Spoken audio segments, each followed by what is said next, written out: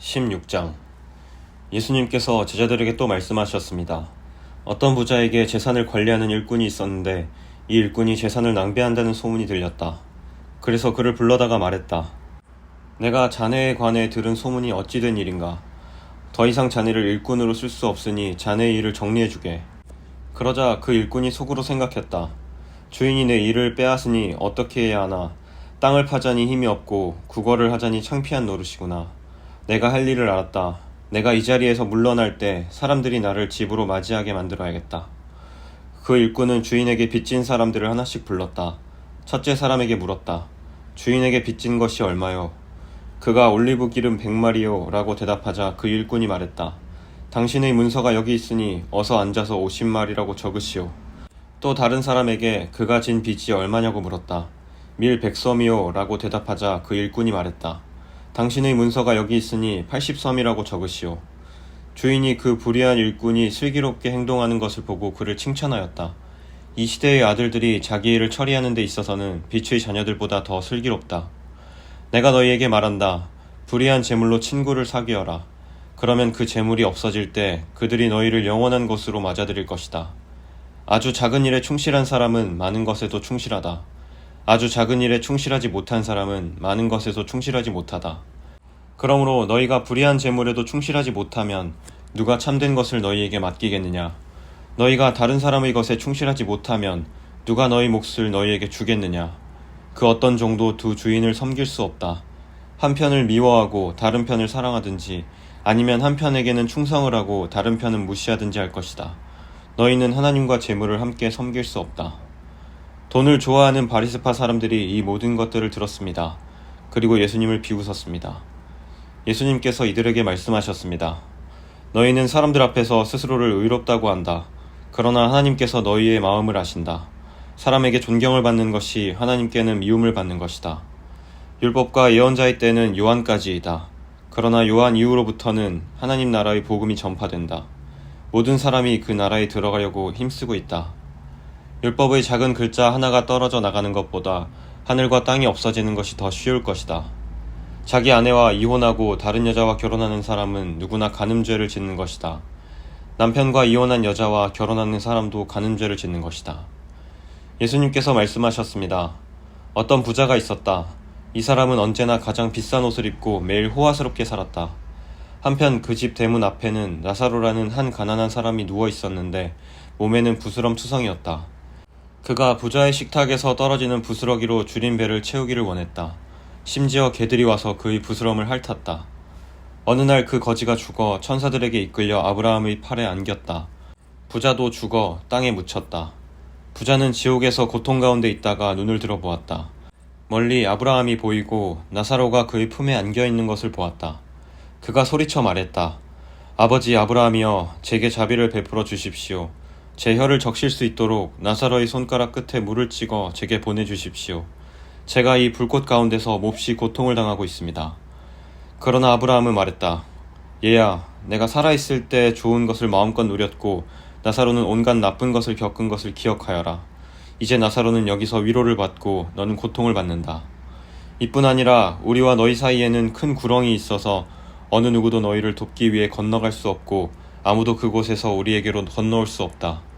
부자가 말했다. 그러면 제발 부탁입니다, 아버지. 나사로를 내 집안에 보내주십시오. 제게 형제가 5명이 있는데 나사로가 가서 증언하여서 그들이 이 고통받는 곳에 오지 않게 해주십시오. 아브라함이 대답했다. 그들에게는 모세와 예언자들이 있다. 그들은 그 소리를 들어야 한다. 부자가 말했다. 그렇지 않습니다, 아버지. 아브라함이여. 누군가 죽었다가 살아나 그들에게로 가면 그들이 회개할 것입니다. 아브라함이 그에게 대답했다. 만일 그들이 모세와 예언자들의 말을 듣지 않는다면 죽은 사람이 다시 일어나도 그들을 믿지 않을 것이다. 17장. 예수님께서 제자들에게 말씀하셨습니다. 죄짓게 하는 일이 없을 수 없다. 그러나 죄짓게 하는 사람에게는 화가 있다. 어린아이 하나라도 죄짓게 하면 차라리 자기 목에 연자 맷돌을 달고 바다에 빠지는 것이 더 나을 것이다. 너희는 조심하여라. 만약 내 형제가 죄를 짓거든 책망하여라. 그러나 회개하거든 용서하여라. 만일 내 형제가 하루에 7번이라도 내게 죄를 짓고 그때마다 돌아와서 잘못했다고 빌면 용서해 주어라. 사도들이 주님께 말했습니다. 우리의 믿음을 더하여 주십시오. 주님께서 말씀하셨습니다. 만일 너희에게 겨자씨만한 믿음이 있으면 이 뽕나무더러 뿌리째 뽑혀 바다에 심겨라 해도 그것이 내 말에 순종할 것이다. 너희 가운데 밭을 갈거나 양을 치는 일을 맡은 종이 있는데 그가 밭에서 돌아오면 어서 이리 와서 앉아 먹어라 하고 말할 사람이 누가 있겠느냐. 오히려 종에게 너는 내가 먹을 것을 준비하고 내가 먹고 마시는 동안 허리를 동이고 시중 들다가 그 후에 먹고 마시라 하지 않겠느냐. 시키는 대로 했다고 해서 주인이 종에게 고맙다고 하겠느냐. 이와 같이 너희도 명령받은 것을 다 행하고 나서 우리는 가치 없는 종입니다. 우리는 그저 해야 할 일을 했을 뿐입니다. 라고 말해야 할 것이다. 예수님께서 예루살렘으로 가시는 길에 사마리아와 갈릴리 사이를 지나시게 되었습니다. 예수님께서 어떤 마을에 들어가시다가 10사람의 문둥병 환자를 만났습니다. 그들은 멀리 서서 목소리를 높였습니다. 예수 선생님, 우리에게 자비를 베풀어 주십시오. 예수님께서 그들을 보시고 제사장에게 가서 너희 몸을 보여라 하고 말씀하셨습니다. 그들은 가는 도중에 몸이 깨끗하게 되었습니다. 그들 가운데 하나가 자기가 나은 것을 보고 돌아와서 큰 소리로 하나님께 영광을 돌렸습니다. 그리고 예수님의 발 앞에 엎드려 감사를 드렸습니다. 그는 사마리아 사람이었습니다. 예수님께서 말씀하셨습니다. 10사람이 다 깨끗하게 되지 않았느냐? 그런데 9은 어디 있느냐? 이 이방인 외에는 하나님께 영광을 돌리러 돌아온 사람이 없단 말이냐? 그리고 그에게 말씀하셨습니다. 일어나 가거라. 내 믿음이 너를 낫게 하였다. 바리새파 사람들이 하나님 나라가 언제 오는지에 대하여 물으니 예수님께서 대답하셨습니다. 하나님 나라는 볼 수 있는 모습으로 오는 것이 아니다. 또 보아라, 하나님 나라가 여기 있다, 저기 있다 라고 말할 수도 없다. 왜냐하면 하나님 나라가 너희 가운데 있기 때문이다. 예수님께서 제자들에게 말씀하셨습니다. 너희가 인자의 날을 단 하루만이라도 보고 싶어 해도 보지 못할 때가 올 것이다. 또 사람들이 보아라 여기 있다, 저기 있다 하여도 너희는 그들을 따라 나서거나 찾지 마라. 마치 번개가 하늘 이편에서 번쩍하여 하늘 저편까지 비치듯이 인자도 자기의 날에 그와 같을 것이다. 그러나 인자가 먼저 많은 고난을 당하고 이 세대 사람들에게 배척을 받아야 한다. 마치 노아의 시대처럼 인자의 날도 그와 같을 것이다. 노아가 배에 들어가는 날까지 사람들은 먹고 마시며 장가가고 시집을 갔다. 그러다가 홍수가 나서 그들을 모두 멸망시켰다. 롯의 시대에도 이와 같은 일이 있었다. 사람들이 먹고 마시며 사고 팔고 심고 집을 지었다. 그러나 롯이 소돔을 떠나던 날 하늘에서 불과 유황이 비오듯이 쏟아져 모두 멸망당하고 말았다. 인자가 나타나는 날에도 바로 그와 같을 것이다. 그날에 지붕 위에 있는 사람은 집 안에 있는 물건을 가지러 내려가지 마라. 들에 있는 사람도 돌아가지 마라. 롯의 아내를 기억하여라. 누구든지 자기의 생명을 지키려고 하는 사람은 잃을 것이다. 그러나 자기 생명을 버리는 사람은 얻을 것이다. 내가 너희에게 말한다. 그날에 두 사람이 한 자리에 누워 있을 것이나 하나는 데려가고 하나는 남겨둘 것이다.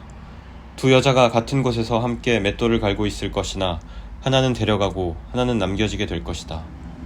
그때 제자들이 대답했습니다. 주님, 어디에서 그런 일이 일어나겠습니까? 예수님께서 제자들에게 시체가 있는 곳에는 독수리들이 모인다 라고 말씀하셨습니다. 18장. 예수님께서 언제나 기도하고 희망을 잃지 말아야 할 것을 가르치시기 위해 제자들에게 비유를 말씀하셨습니다. 어떤 마을에 하나님을 두려워하지 않고 사람들을 무시하는 재판관이 있었다. 그 마을에 과부가 한 명 있었다. 그는 재판관을 찾아가서 말했다. 내 원수를 갚아주십시오. 그 재판관은 한동안 그의 간청을 들어주려고 하지 않았다. 그러나 얼마 후에 속으로 중얼거렸다. 내가 하나님을 두려워하지 않고 사람을 무시하지만 이 과부가 나를 귀찮게 하니 그의 간청을 들어주어야겠다. 그렇지 않으면 계속 와서 나를 괴롭힐 것이다. 주께서 말씀하셨습니다. 이 불의한 재판관이 말한 것을 들으라. 하나님께서 밤낮 부르짖는 하나님의 선택된 백성들의 간청을 듣지 않으시고 오랫동안 미루시겠느냐. 내가 너희에게 말한다. 하나님께서 속히 그의 백성들에게 정의를 베푸실 것이다. 그러나 인자가 올 때 이 세상에서 이 믿음을 발견할 수 있겠느냐. 자기가 의롭다고 생각하고 다른 사람을 멸시하는 사람들에게 예수님께서 이런 비유를 말씀하셨습니다. 두 사람이 기도하려고 성전에 올라갔는데 하나는 바리새파 사람이고 하나는 세리였다. 바리새파 사람이 서서 이렇게 기도하였다. 하나님, 저는 다른 사람, 즉 사기꾼, 죄인, 간음을 행하는 자와 같지 않고 이 세리와 같지 않은 것에 감사를 드립니다. 저는 일주일에 2번씩 금식하며 모든 수입의 11조를 바칩니다. 한편 세리는 멀리 서서 감히 눈을 들어 하늘을 보지도 못하고 다만 가슴을 치며 말했다. 하나님, 이 죄인을 불쌍히 여겨 주십시오. 내가 너희에게 말한다. 이 사람이 저 바리새파 사람보다 의롭다는 인정을 받고 집으로 돌아갔다. 누구든지 자기를 높이는 사람은 낮아지고 자기를 낮추는 사람은 높아질 것이다. 사람들이 예수님께서 만져주시기를 원하여 어린아이들을 데리고 왔습니다. 제자들이 이를 보고 그들을 꾸짖었습니다. 그러나 예수님께서 그들을 부르시고 말씀하셨습니다. 어린아이들이 내게로 오는 것을 막지 마라. 하나님 나라는 이런 어린아이들의 것이다. 내가 진정으로 너희에게 말한다.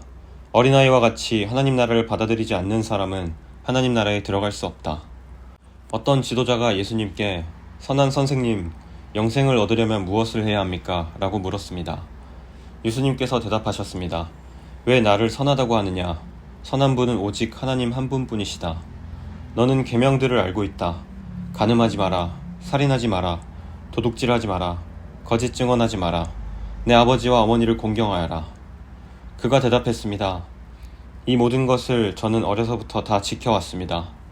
예수님께서 이 말을 들으시고 그에게 말씀하셨습니다. 내게 아직도 부족한 것이 하나 있다. 내 재산을 다 팔아 가난한 사람들에게 나누어 주어라. 그러면 하늘에서 보화를 얻을 것이다. 그리고 와서 나를 따르라. 이 말씀을 듣고 그는 몹시 근심하였습니다. 왜냐하면 그는 큰 부자였기 때문입니다. 예수님께서 그를 보시며 말씀하셨습니다. 부자가 하나님 나라에 들어가는 것이 참으로 어렵다. 부자가 하나님 나라에 들어가는 것보다 낙타가 바늘구멍으로 지나가는 것이 더 쉽다. 사람들이 이 말씀을 듣고 말했습니다. 그렇다면 누가 구원받을 수 있겠습니까? 예수님께서 말씀하셨습니다. 사람으로는 할 수 없는 것을 하나님께서는 하실 수 있다. 그때 베드로가 말했습니다. 우리는 모든 것을 버리고 주님을 따랐습니다. 예수님께서 제자들에게 말씀하셨습니다. 내가 진정으로 너희에게 말한다. 하나님 나라를 위해 집이나 아내나 형제나 부모나 자녀를 버린 사람은 이 세상에서 여러 배로 받을 것이요 또한 오는 세상에서 영생을 얻을 것이다. 예수님께서 12 제자를 따로 부르시고 말씀하셨습니다. 보아라, 우리는 예루살렘으로 올라간다. 인자에 대하여 예언자들이 기록한 모든 일이 이루어질 것이다. 인자가 이방인들에게 넘겨져 조롱을 당하고 모욕을 당하며 침뱉음을 당할 것이다. 그리고 이방인들이 인자를 채찍질한 후 죽일 것이다. 그러나 3일 만에 다시 살아날 것이다. 그러나 제자들은 이 말씀을 하나도 이해하지 못했습니다.